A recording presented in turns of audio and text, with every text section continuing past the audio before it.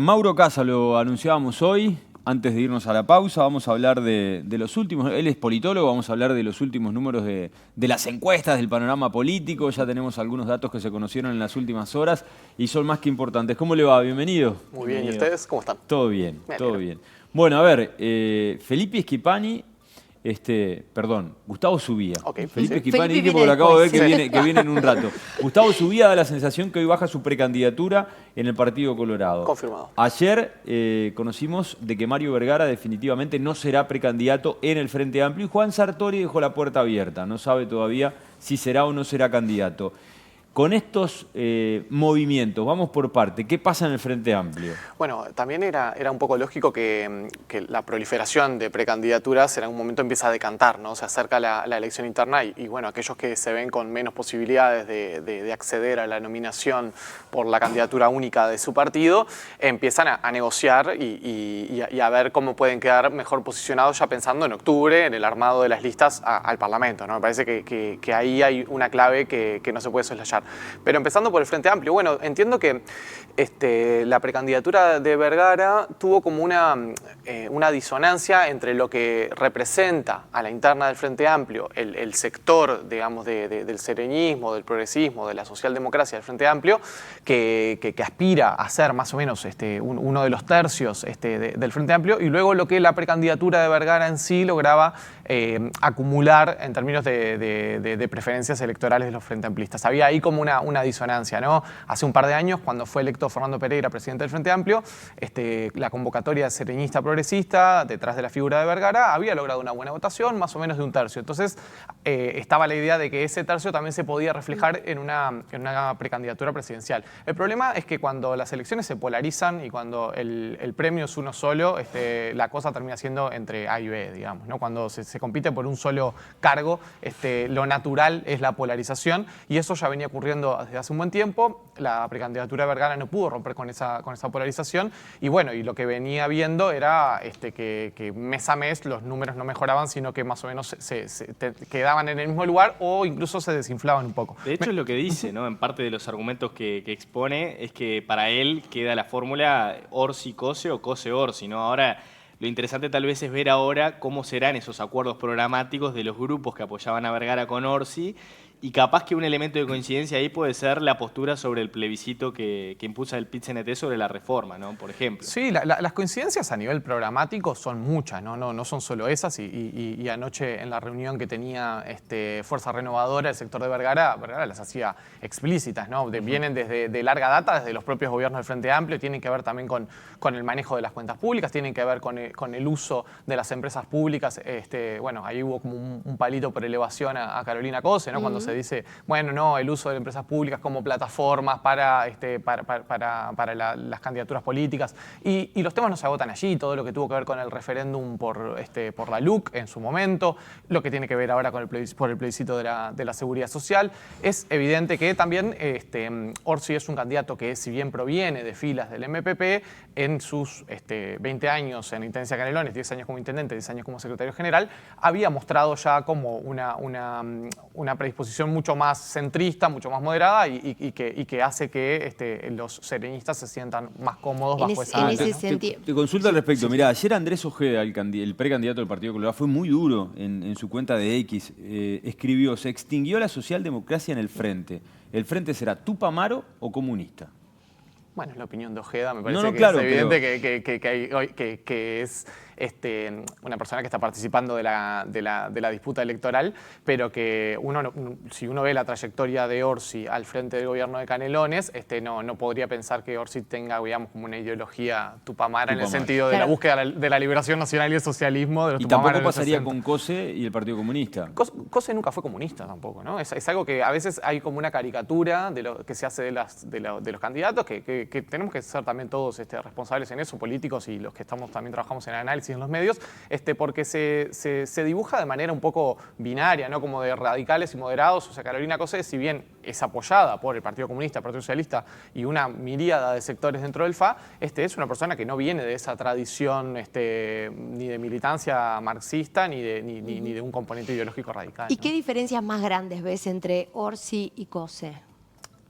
Creo que las diferencias tienen mucho más que ver con, por un lado, con los apoyos sectoriales que reciben. A ver, uno cuando está al frente de una candidatura presidencial tiene como la doble función de que tiene que liderar y a la vez representar, ¿no? Que no es lo mismo. Una cosa liderar es conducir, es a veces intentar que los que están con uno vayan para donde uno piensa. Y representar es también ir para donde te pide la barra, digamos, ¿no? Claro. Entonces es un ejercicio, un equilibrio complicado. Me parece, por ejemplo, que en el tema del plebiscito de la seguridad social, COSE está, digamos, representando el sentir de los sectores que la apoyan, ¿no? Cuando va y firma para habilitar la discusión. Después, en otros temas, probablemente, si COSE logra la candidatura, si logra ganar la interna, se va a despegar un poco de esa barra que la lleva hasta ese lugar y va a intentar ser la candidata de todo el Frente Amplio y la candidata también que intente convocar a un montón de personas que no son frente amplistas, que pueden votar o no al Frente Amplio, pero que son los que terminan definiendo la elección. Eso en términos más sectoriales. Y después en términos personales, obviamente, hay diferencias que tienen que ver con la predisposición al diálogo, con la crítica que se hace al gobierno, con la posibilidad de tender puentes o no con el resto del sistema político, que uno ve a priori, todo esto también se puede modificar porque la campaña recién empieza, que Orsi es como que tienen una mayor facilidad, digamos, para la negociación, para el intercambio con blancos y colorados, como lo ha tenido en la Intendencia de Canelones, le ha permitido eso, lograr financiaciones para los proyectos, etcétera, y que, por lo menos lo que indican hoy las encuestas, es que el electorado no frente amplista, el electorado más de centro o menos identificado partidariamente, ve en Orsi una figura que le resulta más potable o más cercano o más fácil el diálogo que con Carolina Cose. Pero insisto con que esto es el punto de largada, digamos, ¿no? Uno también tiene que pensar que si Cose lograra la nominación, se va a mover de ese lugar, ¿no? Cose está llevando adelante ese manual que indica que hay que radicalizar para la interna y luego el siguiente paso sería moderar para las nacionales. Ahora, eso tiene el riesgo de que esa moderación luego sea creíble, ¿no? Y de que si te pasaste 5 pueblos en la radicalización para la interna, después cuando a la mañana siguiente, el 1 de julio, intentes como convocar a un montón de gente con la cual, no sé, no le pudiste reconocer nada en todos estos años o le estuviste diciendo que un montón de cosas y tirándoles con munición gruesa, después ese viraje al centro tiene que ser creíble. Entonces, bueno, es como un juego de equilibrio. A Vázquez le funcionó en su momento, ¿no? Ese estilo. Sí, lo decía el colega Fito Garcés, él hablaba un poco del manual de Tabaré Vázquez, no lo inventó Tabaré, ¿no? Digamos, esto es más viejo que el agujero del mate, ¿no? Lo que primero hablarle a los convencidos, movilizar y luego hablar para todos. Pero sí, es verdad, era una de las cosas que hacía Vázquez todo el tiempo. Era, por un lado, ser implacable en la crítica, cuando Vázquez era oposición, allá en el 99 y antes de la elección 2004, ser muy implacable en la crítica a los gobiernos blancos y colorados, pero luego, a nivel programático, después hacer una propuesta que fuera contemplativa de amplios sectores y que no quedara embretada solamente en la izquierda del Frente Amplio. Hablamos ahora del Partido Colorado. Sí. El Partido Colorado tiene una particularidad porque hay mucha paridad, ¿no? Y se va a conocer en las próximas horas de que, efectivamente, Gustavo Zubia se baja de su precandidatura y todos están hablando de que apoyaría concretamente a Andrés Ojeda, que está ahí, cabeza a cabeza, con Robert Silva. Acá, ¿cómo se mueven? ¿Cómo se mueven estos actores? Sí, yo creo que obviamente la interna colorada es la que es más impredecible en este momento. Obviamente es una interna bastante sui generis, algo que no sucede habitualmente en la política uruguaya, esto de tener como una proliferación de 8 o 9 precandidatos, sobre todo en un partido que todo indica que va a votar muy poco, digamos, ¿no? Que va a votar por debajo del 10% o que hoy está en el torno del 5, el 7%. Entonces, estamos hablando que si eso se distribuyera de manera más o menos equitativa, no va a ser el caso, pero si se distribuyese así, estamos hablando de que, cada candidato o precandidato saca 10.000 votos, 15.000 votos. Eso te marca que cualquier intención de predecir es bastante baladí porque cualquier movimiento de votos afecta, ¿no? Si 500 personas se corren de una precandidatura a otra, ya te está moviendo el orden. Entonces, lo primero que hay que decir ahí es como, cautela como a la hora de estar pronosticando quiénes son favoritos, quiénes no. A mí me parece que eso está bastante vidrioso aún. De todos modos, ya abierto el paraguas, me parece que es claro que la precandidatura de Andrés Ojeda empieza a tomar fuerza, ¿no? Hace unos meses Sanz Ojeda ni siquiera estaba en la conversación, ni siquiera estaba en la palestra de precandidatos. Hubo un movimiento allí, hubo una intención de salir a jugar, hubo evidentemente una cuestión también de recursos, de financiación. Digamos, es una precandidatura que tiene un respaldo económico que otras precandidaturas no tienen. Bueno, y empieza a haber un posicionamiento. A priori, a los analistas, o por lo menos a mí, me parecía que un candidato que tenía un poco más de posibilidades era Robert Silva, en el sentido de que, bueno, que venía del gobierno nacional, venía a hacer una gestión en un área de política pública trascendente como la educación, era una figura más conocida para el conjunto de la población y tenía el respaldo de Ciudadanos que tiene una estructura nacional, ¿no? Ahora, corregime, Sí. capaz que me equivoco. ¿No te parece que el Partido Colorado de forma desesperada está buscando esa renovación? Porque pasó con Talvi, por ejemplo, en las elecciones pasadas. Una persona que no venía de la política, que era nuevo en la política y que arrasó en las urnas. Y se transformó de alguna manera en el líder. Después se terminó retirando y todo el mundo se preguntaba por qué. Y ahora también, si bien Andrés Ojeda de alguna manera siempre militaba, es una persona que estaba por fuera de la política. Y ahora parece y da la sensación de que el votante del Partido Colorado se inclina por él. ¿No te da la sensación esa de que están buscando la verdadera renovación y que eso juega a favor de este candidato? Sí, creo que es algo que, a ver, para el Partido Colorado me parece que más que la búsqueda de un presidenciable, lo fundamental es que en junio consigan un liderazgo partidario. Me parece, a ver, yo creo que hoy, evidentemente, falta mucho para las elecciones nacionales, pero nadie piensa que vaya a haber un presidente colorado. Digamos, no es probable, no es prácticamente posible que en octubre o en noviembre estemos eligiendo como una posibilidad cierta a un candidato del Partido Colorado como presidente de los uruguayos. Dicho esto, para el Partido Colorado la presidencia hoy no es el principal objetivo. El principal objetivo es la consolidación de un liderazgo que lo proyecte hacia el futuro y hacia los próximos periodos electorales que se vienen. En eso creo que también en las crisis están las oportunidades y cuando, bueno, en ese río revuelto, en esa falta de liderazgos claros, en esa proliferación de candidaturas, que bueno, que con 20 y pico de mil votos puede ser candidato a la presidencia, claro. Me parece que, lo decíamos un tiempo, los costos de entrada son muy bajos, o sea, los costos de competir son bajísimos. Si vos sacás 20 y pico mil votos y podés ganar la nominación presidencial, ponele que no salgas presidente, pero bueno, pero tenés 3, 4 meses de recorrer el país, de poder mostrarte, de que la gente te conozca, y bueno, entonces creo que esa búsqueda de liderazgo es fundamental y bueno,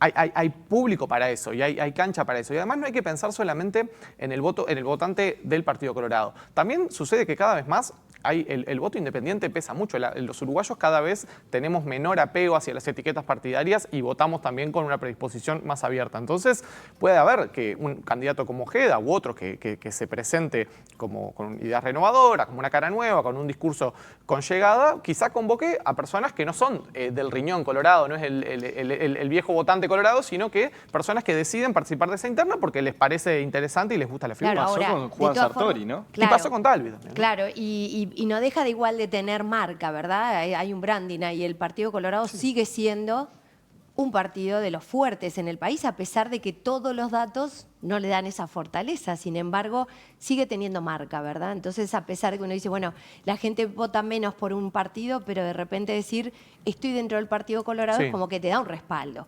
Te pregunto, ¿qué tienen en común su vía para que se vaya con Ojeda? A mí me parece que ahí hay una cuestión de... Hay algo más que es clave en las internas partidarias, que es qué pesa más, si es la estructura o el voto de opinión, ¿no? El voto de estructura quiere decir como, bueno, tener militantes en el territorio, tener dirigentes de mediano alcance, tener gente que el día de la elección vaya a movilizar y vaya a llevar gente a votar y vaya a poner vehículos y todo eso. Y versus tener una buena imagen pública, tener buena presencia en los medios, una campaña en redes, etc. Eso es como una dicotomía que todavía no sabemos cómo va a pesar, qué va a pesar más. Históricamente en las internas ha pesado más el voto de estructura sobre el voto de opinión. ¿Qué quería decir? Que había de repente personajes que eran simpáticos, que caían bien, que tenían buena imagen pública, pero si el día de la elección no tenían gente llevando gente a votar, no ganaban. Bueno, eso hoy está en entredicho, no sabemos bien cómo va a ser. Por ejemplo, en 2019, Talvi tenía menos estructura que Sanguinetti, pero tenía mejor voto de opinión y le arrasó a la interna Sanguinetti. Entonces eso fue una sorpresa. Ahora no sabemos bien qué va a pasar. Por eso digo, hay candidatos que de repente tienen más estructura en el Partido Colorado. Yo creo que Robert Silva, detrás de Ciudadanos, tiene más estructura. Creo que Tabaré Viera tiene estructura porque tiene... Pero Ojeda tiene recursos, que es lo que está mostrando. Exacto, tiene recursos y tiene como un buen manejo discursivo y comunicacional que lo pueda hacer potable. No sabemos qué va a pesar más. Ahora, yendo a la pregunta que me hacías sobre sobre el ex fiscal Subía. Subía tiene obviamente una sola bandera, que es el tema de la mano dura en seguridad, ¿no? Sí. Es como el tema por el cual es conocido y el tema por el cual llegó al Parlamento y logró su banca de diputado. Ojeda tiene un discurso muy parecido, digamos, ¿no? Si bien Ojeda, obviamente, generacionalmente está en otro lugar, es una persona que intenta hacer también en otros temas, tener un discurso un poco más progresista en otras cuestiones, pero en la cuestión de la seguridad está ubicado a la derecha del Partido Colorado y a la derecha de todo el espectro político. No tiene el discurso de la mano dura, tiene el discurso del apoyo irrestricto a todo lo que haga la policía, digamos, ¿no? En este periodo, bueno, él ha sido abogado del sindicato policial y ha defendido casos en los cuales, bueno, ha habido discusiones muy fuertes sobre la violencia policial, etcétera, y él es como ahí encolumnado detrás de eso. Entonces, por ahí está el posible maridaje. Y Subía dijo explícitamente estos días que él quiere evitar que gane la izquierda del Partido Colorado, aquí, donde ubica a Robert Silva, por ejemplo, ¿no? Entonces dice, bueno, tenemos que unirnos para que no gane la izquierda del Partido Colorado. En ese sentido, está viendo que el que puede tener mejores chances, por lo que dan estas encuestas, es Ojeda y va para ahí. El objetivo de Subía es ser senador en el periodo que viene. El objetivo de Subía es encontrar un lugar en una lista que lo lleve al Senado. Probablemente se esté conversando algo de ese tipo, ¿no?